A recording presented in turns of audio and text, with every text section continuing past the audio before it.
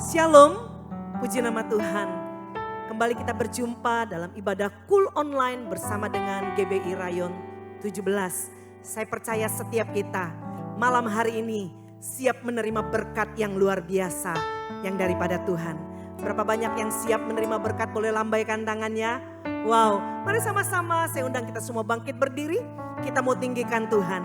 Sebab kita bersuka cita karena Yesus ada di dalam hidup kita. Haleluya.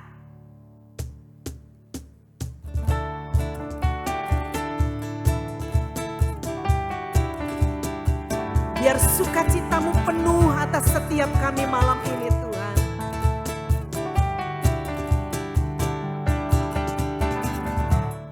Hari ini hari yang telah dijadikan Tuhan. Mari kita bersuka. Hari ini hari yang telah dijadikan Tuhan. Mari kita bersuka dalam Tuhan. Bersuka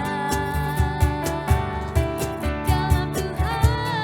Mari bersama-sama bersuka, bersuka dalam Tuhan. Mari bersuka, bersuka citalah. Bersuka, bersuka dalam Tuhan. Sekarang bersuka, bersuka citalah. Yang bersuka cita katakan amin.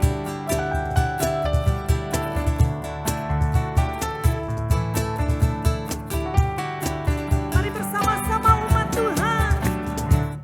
Hari ini hari yang telah dijadikan Tuhan. Mari kita bersuka. Katakan hari ini hari yang telah dijadikan Tuhan. Mari kita bersuka dalam Tuhan. Bersuka dalam Tuhan. Bersuka, bersuka dalam Tuhan. Mari bersuka, bersuka citalah. Bersuka, bersuka dalam Tuhan. Sekarang bersuka, bersuka citalah. Bersuka, hey, bersuka dalam Tuhan. Mari bersuka, bersuka citalah. Bersuka, hey, bersuka dalam Tuhan. Sekarang bersuka, bersuka citalah.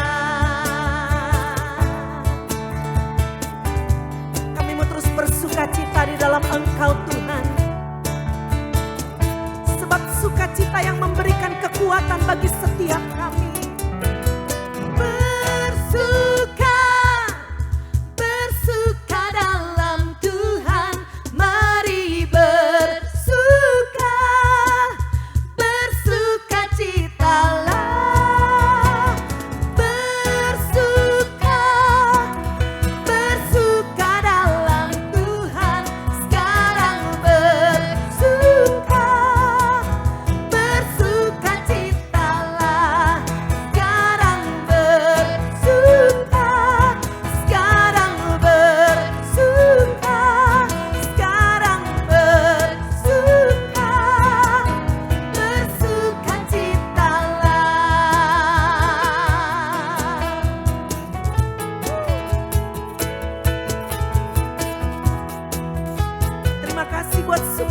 kasih-Mu malam ini Tuhan. Haleluya.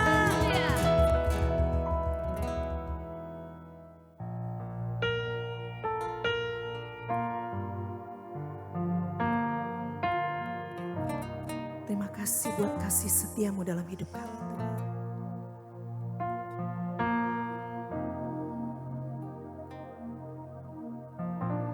Kasih setia-Mu yang ku rasakan lebih tinggi dari langit biru. Kebaikan-Mu yang telah Kau nyatakan lebih dalam dari lautan. Berkat-Mu yang telah ku terima sempat membuatku terpesona. Apa yang tak pernah ku pikirkan, itu yang Kau sediakan bagiku. Siapakah aku ini Tuhan? Jadi biji mata-Mu. Dengan apa kan ku balas Tuhan selain puji dan sembah Kau?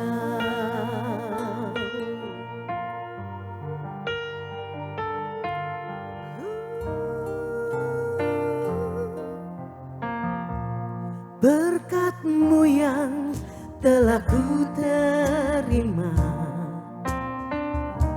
sempat membuatku terpesona. Apa yang tak pernah ku pikirkan, itu yang Kau sediakan bagiku. Siapakah aku ini Tuhan? Jadi biji mata-Mu. Dengan apa kan ku balas Tuhan selain puji dan sembah Kau?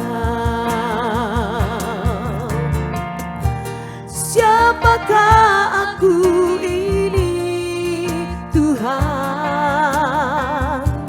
Jadi biji mata-Mu. Dengan apa kan ku balas Tuhan selain puji dan sembah Kau? Mari umat Tuhan bersama katakan, siapakah aku ini Tuhan? Jadi biji mata-Mu. Dengan apa kan ku balas Tuhan selain puji dan sembah Kau?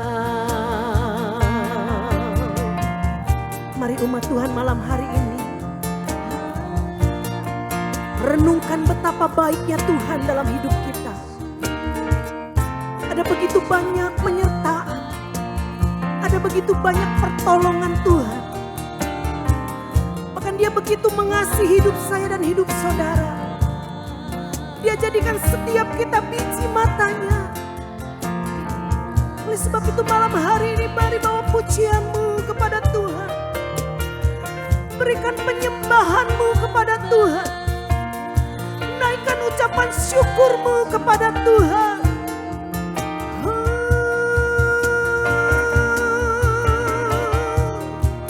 Kami bersyukur Tuhan.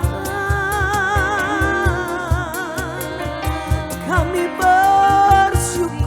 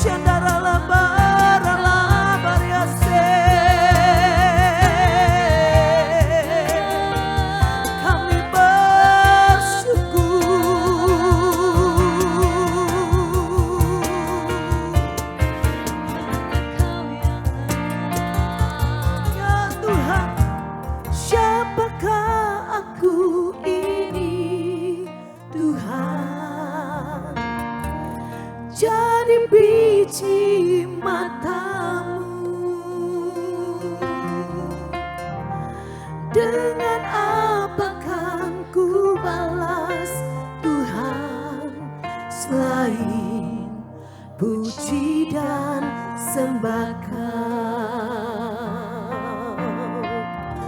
Siapakah aku ini, Tuhan? Jadi biji matamu.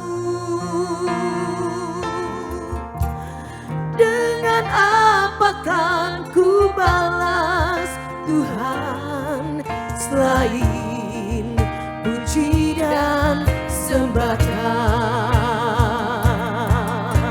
Mari bersama-sama umat Tuhan. Siapakah aku ini, Tuhan? Jadi biji matamu. Dengan apa kan ku balas, Tuhan, selain puji dan sembah Kau. Selain puji dan sembah Kau. Selain puji dan sembah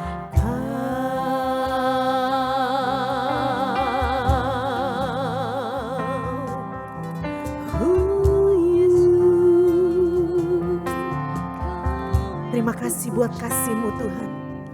Terima kasih buat cinta-Mu dalam hidup kami. Dan di dalam nama Tuhan Yesus, kami siap mendengarkan firman-Mu. Mari bersama-sama kita katakan, amin. Shalom Bapak Ibu teman-temanku semua, sebelum kita mulai mari kita berdoa. Bapak, kami mengucap syukur kalau hari ini kamu boleh bertemu melalui Cool Online. Biarlah Tuhan hadirat-Mu yang menjamah setiap kami Tuhan Yesus. Biar Engkau sendiri yang berbicara kepada setiap kami dimanapun kami berada Tuhan Yesus. Kau urapi Tuhan hamba-Mu, biarlah di dalam kelemahanku kuasa-Mu yang bekerja sempurna. Kami siap Tuhan Yesus menerima firman daripada-Mu. Amin. Bapak Ibu masih di dalam tema Growing in Blessing. Ketika kita berbicara mengenai berkat, yang pertama-tama adalah sumbernya jangan salah. Kekristenan berbicara mengenai dua kata, come and go.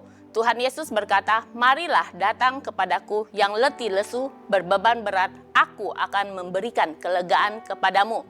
Setelah kita dipulihkan, kita dikuatkan, kita diberkati, Tuhan berkata, pergi jadi saksi, pergi jadi berkat, hidup jadi kesaksian bagi orang lain. Dunia mengejar kesuksesan semata-mata. Kalau berbicara mengenai kesuksesan, itu lebih identik dengan kepentingan diri kita sendiri, untuk diri kita sendiri. Tetapi ketika kita berbicara mengenai menjadi berkat, artinya orang lain boleh mengalami kebaikan, mengalami kasih Tuhan, dan mengalami manfaat dari kehidupan kita. Bagi kita, anak-anak Tuhan, arti sukses yang sebenarnya adalah ketika hidup kita boleh dinikmati oleh banyak orang. Dalam artian kita berdampak dan menjadi berkat bagi orang lain. Seorang pengkhotbah terkenal Joel Osteen mengatakan, ketika Anda fokus untuk menjadi berkat, Tuhan memastikan bahwa Anda selalu diberkati dalam kelimpahan. Kita buka sama-sama di ayat Efesus 2 ayat 8-10. Sebab karena kasih karunia kamu diselamatkan oleh iman. Itu bukan hasil usahamu, tetapi pemberian Allah. Itu bukan hasil pekerjaanmu. Jangan ada orang yang memegahkan diri. Karena kita buatan Allah diciptakan dalam Kristus Yesus untuk melakukan pekerjaan baik yang dipersiapkan Allah sebelumnya. Ia mau supaya kita hidup di dalamnya. Firman Tuhan jelas-jelas mengatakan kalau kita diselamatkan karena kasih karunia. Kita bukan diselamatkan oleh perbuatan baik kita. Kita diselamatkan bukan karena amal ibadah kita diselamatkan bukan karena kesalehan kita, tetapi semata-mata karena kasih karunia dari Tuhan. Ya, nah setelah kita diselamatkan, apa yang selanjutnya kita lakukan? Seperti yang ayat 10 tadi katakan, kita diciptakan dan dipersiapkan untuk melakukan pekerjaan baik. Di dalam bahasa Inggris disebut good work, perbuatan baik ya. Jadi yang membedakan kita dengan agama-agama lain adalah sebagai orang Kristen kita berbuat baik bukan untuk diselamatkan lagi. Nah, tetapi berbuat baik adalah hasil dari keselamatan itu. Berbuat baik adalah buah dari keselamatan yang sudah kita terima. Karena kita sudah diselamatkan sebagai wujud ucapan syukur atas anugerah kasih karunia yang sudah kita terima, kita berbuat baik. Kita berbuat baik sebagai wujud ibadah kita yang murni, sebagai tindakan nyata dari iman kita yang hidup. Jadi ibadah kita bukan sekedar datang di hari Minggu ke gereja dan di KUL hari Kamis ya, tetapi kita mempresentasikan di dalam kehidupan nyata kita berupa perbuatan-perbuatan baik di dalam kehidupan kita. Supaya orang lain boleh melihat kebaikan Tuhan melalui hidup kita. Melalui keselamatan juga Tuhan memulihkan kembali gambar dan rupanya di dalam diri kita. Supaya hidup kita boleh mencerminkan kepribadian dan kebaikannya pada dunia. Ya. Sama seperti seorang bayi akan bertumbuh setelah dia lahir ya. Dan semakin dewasa semakin menyerupai orang tuanya. Sama seperti kita. Sejak kita lahir baru, kita bertumbuh dari bayi rohani menjadi dewasa secara rohani dan semakin serupa dengan Bapa kita di surga. Bapak reformator gereja Martin Luther memerinci pertobatan menjadi 3 aspek. Ya, masing-masing jaraknya itu 30 cm. Ya. Orang bertobat di dalam 3 area ini katanya. Yang pertama, orang bertobat di dalam pikirannya. Pola pikir yang lama diubah menjadi pola pikir yang baru. Paradigma dunia harus diubah menjadi paradigma Kristus. Dan 30 cm di bawahnya lagi, orang bertobat di hatinya. Ya, hati yang keras, hati yang bebal, hati yang jelek harus diubah. Sehingga kasih Kristus memenuhi hatinya supaya dia bisa mengasihi sesamanya. Dan yang ketiga adalah pertobatan dompet. Ya. Yang terakhir ini yang paling ketara dan yang paling dapat dilihat dan dirasakan dampaknya oleh orang-orang di sekeliling kita. Kalau kita masih pelit dan belum bisa bertobat di area ini, berarti pertobatan kita belum lengkap. Sebab firman Tuhan mengatakan, di mana hartamu berada, di situ hatimu berada. Ya. Orang yang mengasihi Tuhan akan memberikan hartanya kepada Tuhan. Kita takut untuk menabur, kita takut untuk memberi persembahan, kita takut memberi persepuluhan karena takut untuk diri kita sendiri kurang ya. Kita sendiri aja kurang, gimana kita mau memberi gitu kan. Dan dunia mengajarkan kepada kita cara untuk hidup berkelimpahan adalah untuk menyimpan berkat-berkat itu. Tetapi jelas-jelas ini berbeda, bertentangan dengan apa yang firman Tuhan ajarkan. Makanya paradigma dunia harus diubah menjadi paradigma Kristus. Marilah kita membuktikan bahwa iman kita memberi pengaruh yang besar kepada bagaimana cara kita memandang, mengelola dan menggunakan uang, waktu, tenaga, talenta dan harta. Segala sumber daya yang Tuhan percayakan kepada kita tidak semata-mata untuk kita nikmati sendiri. Bahkan perubahan hidup di dalam kita pun harus bisa menjadi berkat bagi orang lain. Bagaimana sih supaya kita bisa menjadi berkat, bisa bertumbuh di dalam berkat? Yang pertama, melalui sikap hidup kita. Ya, jadi hidup menjadi berkat bukan soal kemampuan kita, tetapi harus ditunjang dan ditentukan oleh faktor-faktor A, B, C. A, attitude, sikap. B, behavior, perilaku kita. C, karakter kita. Perhatikan bagaimana cara kita hidup ya. Jaga hati kita karena dari situlah terpancar kehidupan. Jangan sampai ada sampah-sampah kepahitan, sampah-sampah kebencian, iri hati, sakit hati bersarang di hati kita. Karena pada umumnya orang yang terluka, orang yang pahit akan mengeluarkan kata-kata yang pahit juga.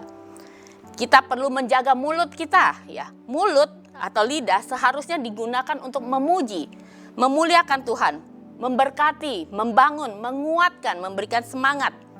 Bukan untuk menjatuhkan, bukan untuk mematahkan semangat, mengatakan hal-hal yang negatif, ya.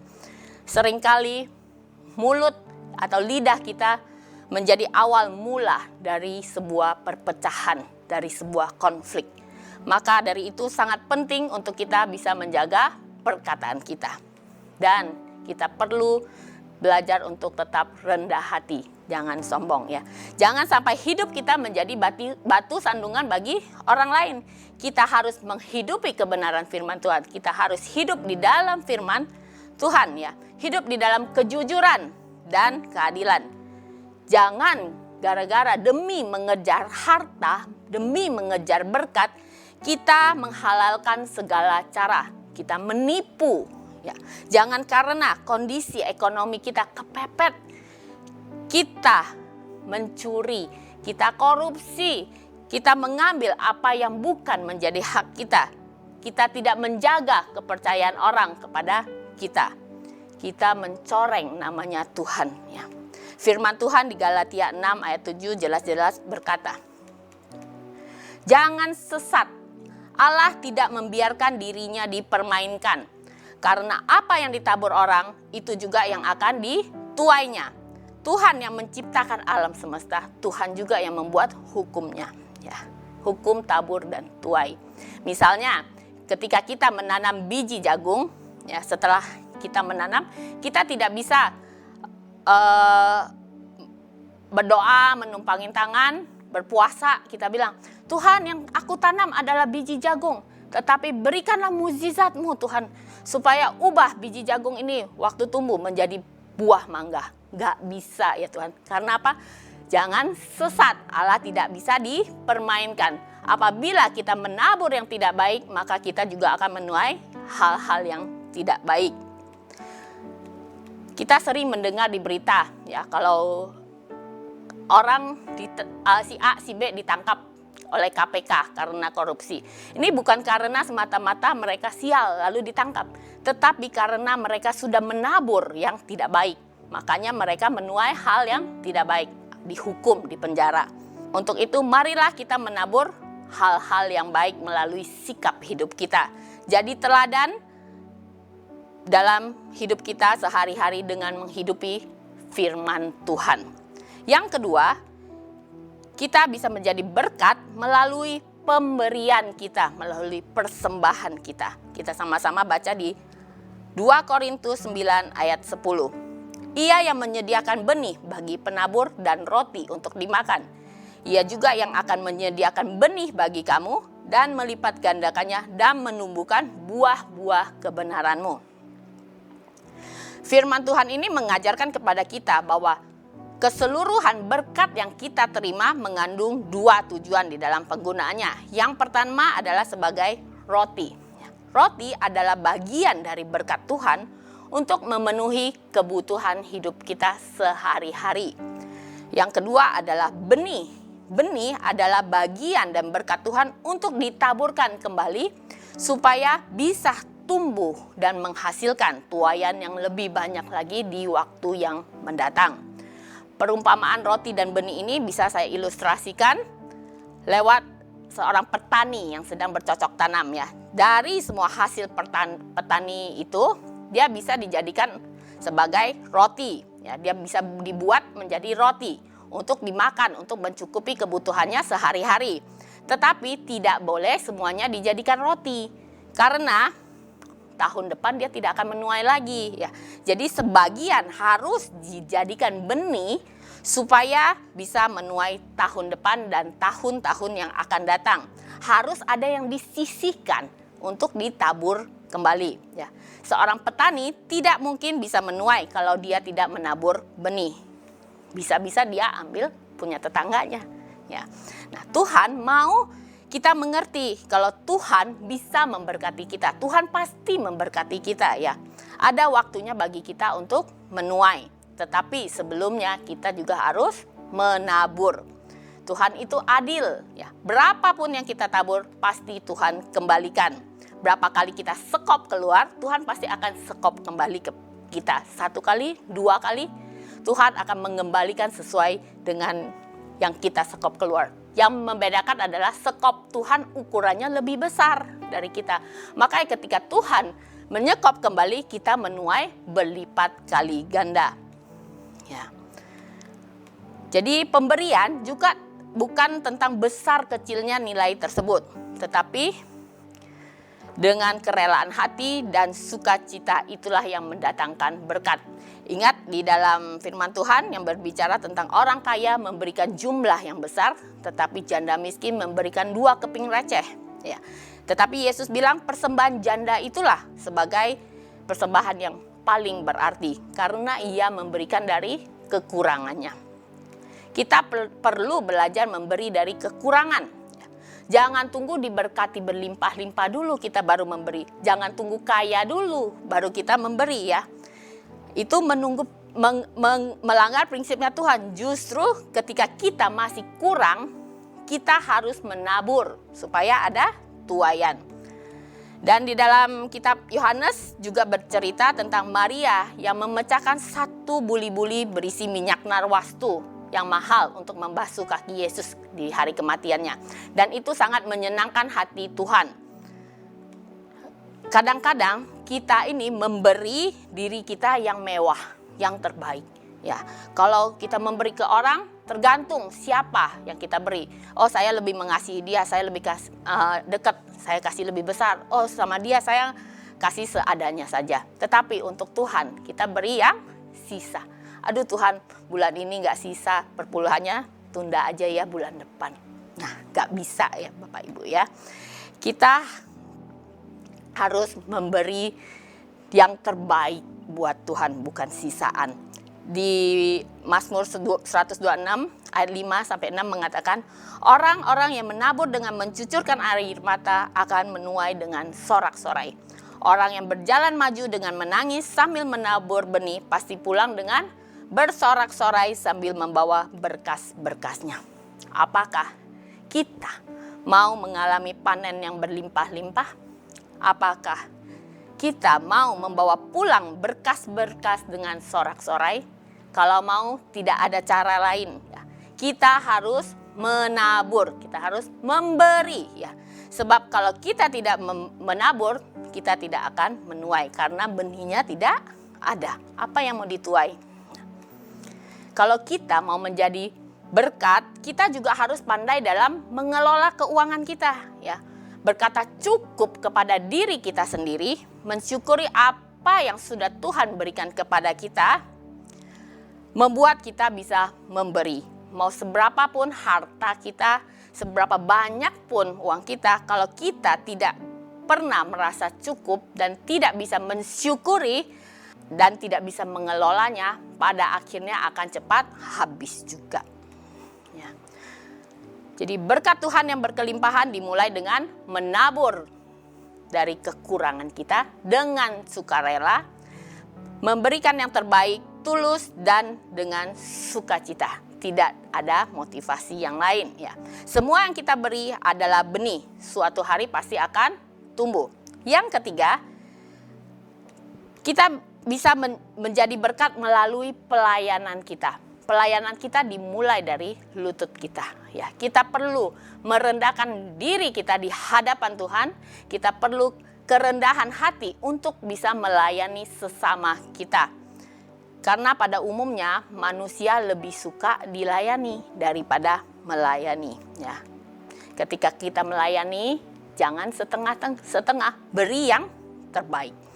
Jadi pelayanan juga tidak berbicara sekedar aktivitas pelayanan di gereja, tetapi di dalam kehidupan kita sehari-hari, dalam keluarga kita, dalam lingkungan kita, dalam komunitas teman-teman kita, ya. Mungkin tidak dilihat oleh orang, tetapi dirasakan oleh orang yang membutuhkannya secara langsung. Ya. Apa yang bisa kita beri? Talenta kita, waktu kita, tenaga kita, doa kita, kesaksian hidup kita, atau sekedar memberi tumpangan. Ketika ada teman kita yang sakit, yang perlu kekuatan, kita datang, kita memberikan waktu kita menguatkan, kita mendoakan, itu pun kita sedang menabur benih, kita sedang menjadi berkat. Ada orang yang tidak memiliki harta fisik seperti yang diimpikan oleh banyak orang, tetapi kehadirannya membuat orang lain merasa dirinya itu berharga dan dia boleh mengenal siapa penciptanya. Saya akan tutup dengan 2 kesaksian yang tersebar di internet ya. Ini kesaksian nyata tentang seorang dokter terkenal di Amerika bernama Dr. Howard Kelly. Jadi beberapa tahun lalu sebelum dia menjadi dokter, waktu dia masih kuliah, orang tuanya ini tidak mampu menguliakannya. Jadi Howard harus bekerja, harus berjualan supaya dia bisa kuliah. Ya. Nah, di suatu musim dingin ketika dia sedang berjualan, dia kehausan, dia kecapean. Jadi dia memberanikan diri untuk meminta minum, ya, mau minta minum. Jadi dia mengetuk satu rumah petani yang kecil. Dia mengetuk pintu. Bu, boleh saya minta segelas air? Dan yang ketika yang buka itu adalah seorang ibu muda. Ibu muda itu melihat Howard kedinginan, dia mempersilakannya masuk ke dalam rumahnya. Tetapi si ibu ini tidak memberikan dia air seperti yang dia minta. Tetapi si ibu memberikan dia segelas susu hangat yang segar ya. Si Howard bilang, nggak usah bu, air aja cukup. Oh enggak, ibu saya pernah mengajarkan kalau saya bisa membantu, saya harus memberikan yang terbaik. Nah, Howard sangat berterima kasih dengan ibu ini dan setelah itu dia melanjutkan perjalanannya. Tahun demi tahun berlalu dan si Howard lulus menjadi seorang dokter yang terkenal di salah satu rumah sakit di Amerika, di kota besar ya. Dan pada satu hari dia menerima pasien rujukan dari rumah sakit yang kecil di salah satu kota yang kecil di Amerika. Seorang ibu yang sudah berumur, dia menerima pasien itu dan setelah melalui proses yang cukup banyak, akhirnya si ibu ini berhasil diselamatkan. Tetapi si ibu belum boleh pulang karena si ibu ini nggak bisa membayar tagihan rumah sakit itu karena cukup besar tagihannya, dia nggak bisa bayar. Jadi dia masih di dalam rumah sakit. Nah, si dokter datang ngecek, kok ibu ini belum pulang, kan dia sudah sembuh. Coba saya lihat filenya, dia cek. Ketika dia cek namanya, alamatnya, si Howard ini kemudian terpikir, oh jalan ini dulu waktu kuliah saya sering lewat nih, saya sering berjualan. Jangan-jangan ini ibu yang pernah kasih dia susu ini, dia perhatikan ibu, oh iya ibu ini yang pernah membantu dia. Kemudian dia ambil secari kertas, dia tulis di belakang dan dia strapless di belakang tagihannya. Kemudian dia kasih si suster, ibu ini udah boleh pulang kok. Ini di amplop ini dikasih ke ibu itu aja. Dan ketika suster datang ke ibu itu, si ibu itu membuka amplop itu dan dia sangat terharu karena dia lihat tagihan itu semua dicap lunas ya. Sampai di belakang ada secari catatan ditulis sudah dibayar lunas oleh segelas susu hangat, tertanda Dr. Howard Kelly. Wah, luar biasa ya. Ibu ini menuai apa yang sudah ditaburkan beberapa tahun yang lalu dengan segelas susu. Tetapi dia menuai dengan dibayarkan biaya rumah sakitnya.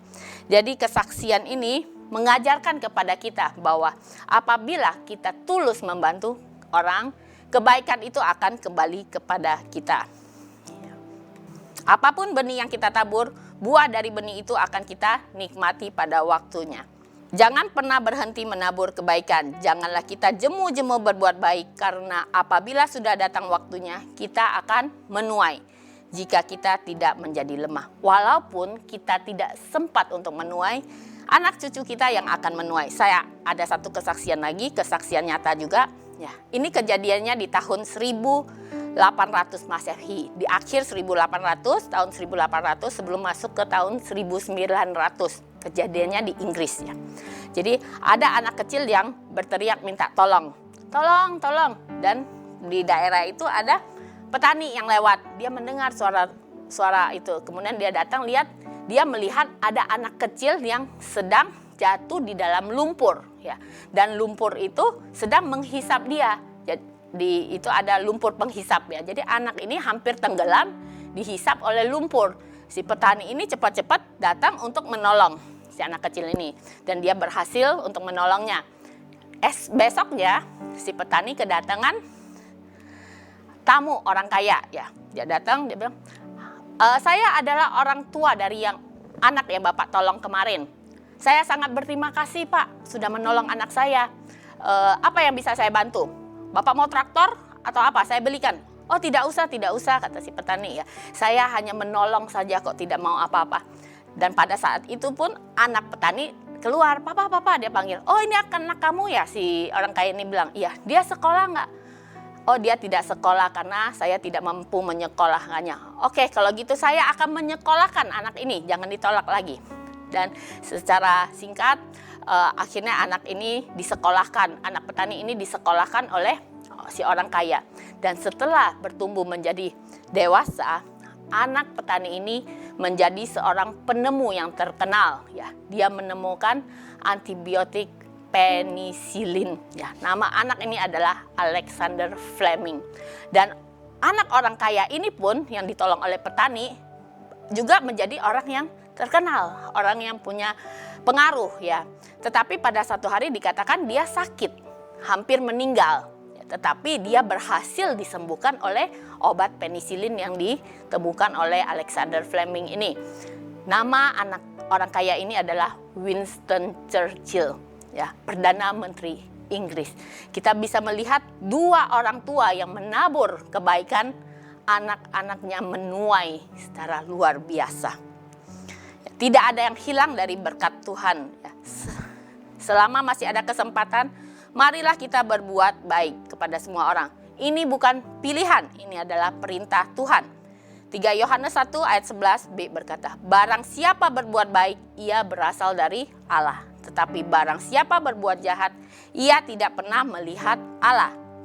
Kita berbuat baik agar orang lain melihat perbuatan baik kita dan memuliakan Bapa kita di surga. Akhir dari firman Tuhan hari ini adalah menyadari kita yang sudah dipanggil, kita yang sudah diselamatkan dan dipilih, Tuhan mau hidup kita menjadi berkat, berdampak buat orang lain.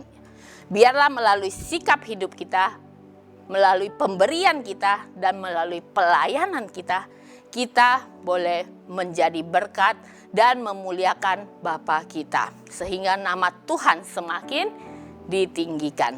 Hidup menjadi berarti kalau kita bisa menjadi berkat bagi orang lain. Tuhan Yesus memberkati. Kita tutup di dalam doa. Bapa, kami mengucap syukur kalau hari ini Tuhan kami sudah mendengarkan kebenaran firman-Mu. Biarlah Tuhan benih yang ditabur itu boleh jatuh di tanah yang baik Tuhan. Sehingga kami semua yang mendengarkan boleh bertumbuh di dalam berkat-Mu. Sehingga kami boleh menjadi berkat bagi orang lain Tuhan. Sehingga nama-Mu semakin ditinggikan, dipermuliakan. Amin. Tuhan Yesus memberkati.